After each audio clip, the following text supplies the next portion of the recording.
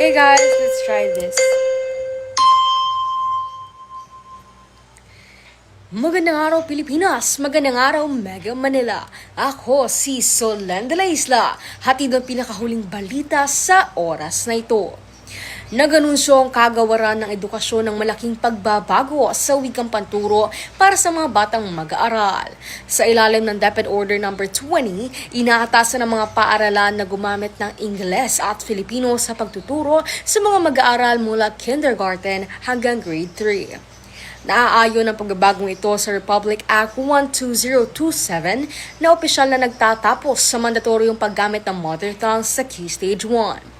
Ayon kay Education Secretary Sonny Angara, English at Filipino ang magsisibing pangunahing medium ng pagtuturo habang gagamitin naman ang Filipino Sign Language para sa mga bingi at hard of hearing learners.